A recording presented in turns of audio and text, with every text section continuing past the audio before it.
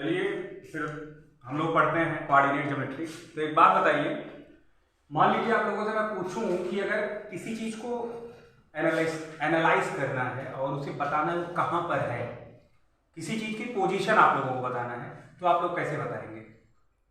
देखिए, जब भी कभी आप लोगों, जैसे यहाँ पर मैं हूँ तो आप लोगों को बताना पड़ेगा ना कि इंडिया में है सर, आप प्रतापगढ़ के लालगंज के स्कूल चिल्ड्रन पैराडाइज में है ना, ये बताओगे।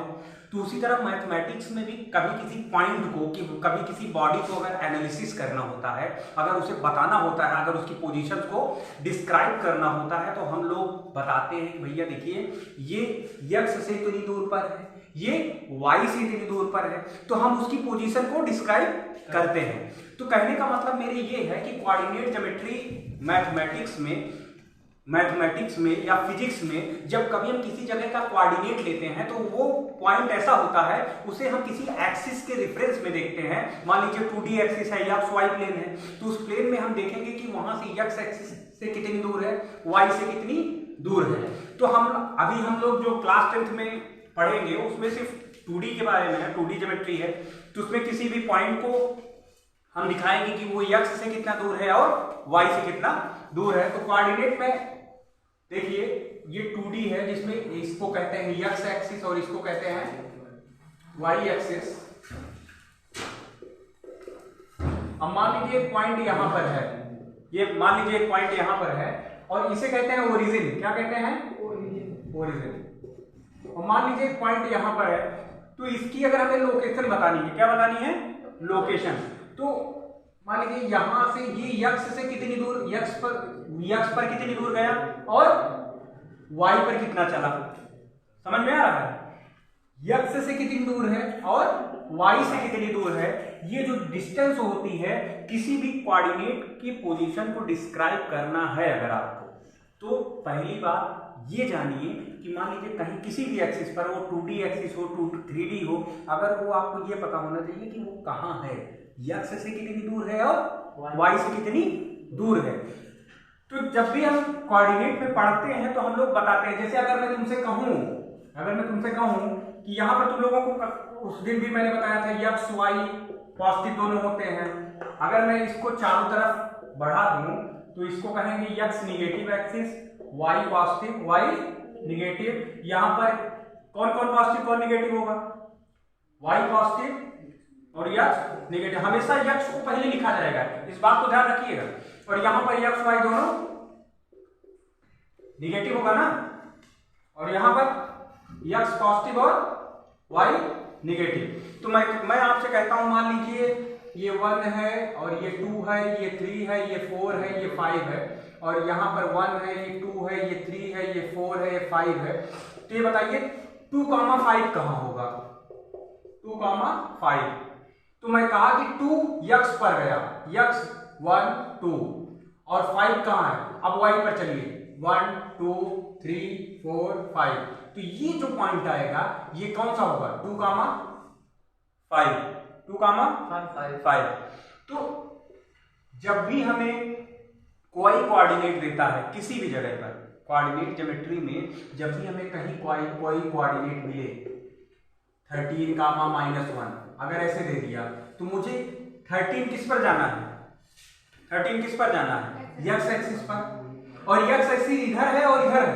और एक बात और ध्यान देना है कि y कहां निगेटिव होता है, तो x पॉजिटिव y निगेटिव किस क्वाड्रेंट में होगा? 4th में होगा। किसमें भाई? देखो क्वाड्रेंट उसे कहते हैं 1/4। तो ये इतना पार्ट फर्स्ट क्वाड्रेंट हो गया, ये वाला सेकंड क्वाड्रेंट, ये वाला थर्ड क्वाड्रेंट, ये वाला फोर्थ क्वाड्रेंट। समझ में आ रहा है? यहां पर x पॉजिटिव y निगेटिव, यहां पर दोनों पॉजिटिव, यहां पर x निगेटिव y पॉजिटिव दोनों निगेटिव। समझ में आ रहा है? तो अगर मैं तुमसे कोई पॉइंट कहूं तो आप लोग कार्टेशियन प्लेन पर शो कर लेंगे? बताइए। क्या आप लोग कार्टेशियन प्लेन पर किसी भी पॉइंट को शो कर सकते हैं? क्लियर है? तो चलिए इसके आगे हम लोग कुछ बात करते हैं कि कैसे, मान लीजिए दो चीजें तुम्हें दे दूं, 2 पॉइंट ऐसे दे दिया मैंने, इन दोनों पॉइंट की अगर मान लो ये दोनों पॉइंट x1, y1 है और ये x2, y2 है, तो हम इसको कैसे निकालेंगे ये डिस्टेंस को कि ये दोनों कितनी दूर पर है? हमारे में पहला फार्मूला डिस्टेंस फार्मूला है। कौन सा फार्मूला है? डिस्टेंस फार्मूला है। कोई रेस करने के लिए रजिस्टर दीजिए। तो हम लोग देखिए, कोऑर्डिनेट सिस्टम का सिर्फ इतना काम है कि किसी भी पॉइंट की लोकेशन को बताना, किसी भी पॉइंट की लोकेशन को बताना। तो पहले हम लोग एक फार्मूला डिराइव करेंगे अभी, उस फार्मूले का नाम है डिस्टेंस फार्मूला। कौन सा फार्मूला? Distance formula. तो आइए एक बात बताइए, डिस्टेंस फार्मूला क्या? Distance formula. तो आइए बताइए, देखिए डिस्टेंस फार्मूला, मान लीजिए एक पॉइंट, चलिए हम एक एक्सिस बनाते हैं, थोड़ा ध्यान दीजिएगा, इंपॉर्टेंट है इसका डेरिवेशन, अगर याद रहेगा तो काफी काम देगा। इसके बाद क्वेश्चंस करेंगे हम लोग। मान लीजिए एक पॉइंट है, इसका कोऑर्डिनेट है x1, y1, क्या है, और एक पॉइंट है x2, y2, दो पॉइंट है। मैं कह रहा हूं इस डिस्टेंस से d को निकालना है। क्या निकालना है? d को। तो एक बात बताऊं, मैंने अभी तुम लोगों को कोऑर्डिनेट में मैंने बताया कि बेटा अगर मैंने 3, 5 कहा तो इसका मतलब 3 मैं x पर गया और 5 y पर। तो मैं यहां पर x1 गया होऊंगा x पर, मान लीजिए ये पॉइंट x1 है, तो इसका मतलब नीचे वाली दूरी ये वाली x1 होगी ना? होगी ना? और ये वाली कितनी होगी? y1 ना? ये वाली दूरी कितनी होगी? y1। अभी मैंने बताया कि इतना y पे जाना है, जो 5 है y पे जाना है। तो उसी तरह ये वाली दूरी कितनी हो जाएगी? ये पूरी दूरी x2, ये वाली पूरी दूरी कितनी हो जाएगी? y2 हो जाएगी ना?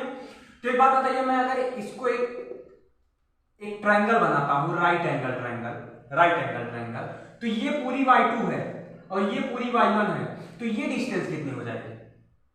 भाई अगर मैंने कहा कि एक लेंथ है यहां से 5 मीटर और ये 2 मीटर है, तो ये बची वाली कितनी हो जाएगी? 5 - 3 ना? 5 - 3, 5 - 2 कितना हो जाएगा? 3 होगा ना? तो एक बात बताइए, यहाँ पूरा y2 है, क्या है? y2 है, और ये वाली y1 है, तो ये कितना हो जाएगा? y2 - y1 क्या हो जाएगी? ये वाली इतनी डिस्टेंस कितनी हो जाएगी? y2 - y1। समझ में आ रहा है? Yes sir. कोई दिक्कत? No sir. तो अगर मैं इसी तरह मैं कह रहा हूं यहां तक की दूरी जो है वो है x2, क्या है? x2, और ये है x1, तो ये कितनी हो जाएगी?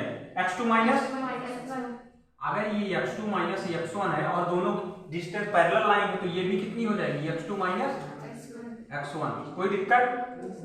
और ये राइट एंगल ट्रायंगल है, क्या है? तो पाइथागोरस लगा दीजिए। क्या लगाइएगा? हमेशा राइट एंगल के सामने हाइपोटेन्यूज होता है। मैंने बताया ना, जहां 90 बनता है उसके सामने वाला क्या होता है? उसके सामने वाला क्या होता है? हाइपोटेन्यूज होता है। तो ये बताइए, ये बेस, ये परपेंडिकुलर, ये बेस, ये परपेंडिकुलर, और ये वाला हाइपोटेन्यूज। तो एक बात बताइए, अगर हम लोग पाइथागोरस लगाते हैं, अगर पाइथागोरस को लगाते हैं, बात नहीं, पाइथागोरस लगाते हैं तो d बराबर क्या हो जाएगा? d² बराबर, कहते हैं ना h² बराबर p² प्लस b² होता है। समझ में आता है ना? तो एक बात बताइए, x2 माइनस x1 का whole square plus y2 minus y1 का होल स्क्वायर, ये हो गया d² के बराबर। अगर d² का हम अंडर रूट करते हैं दोनों साइड, क्या करते हैं? Under root. क्या करते हैं? Under root. तो ये क्या हो जाएगा? d² का d, इधर क्या हो जाएगा? अंडर रूट के अंदर x2 माइनस x1 का whole square plus y2 minus y1 का होल स्क्वायर। यही है आपकी डिस्टेंस निकालने का फार्मूला। ये जो d निकलेगी, इसका फार्मूला क्या हो जाएगा? Under root x2 minus x1 का होल स्क्वायर और y2 माइनस y1 का होल स्क्वायर। चलिए मैं आपको 2 पॉइंट देता हूं, 5, 3 और दूसरा पॉइंट है 8, 2। क्वेश्चन सॉल्व करिए, इस बीच की डिस्टेंस d निकालिए। लगाइए सब कोई।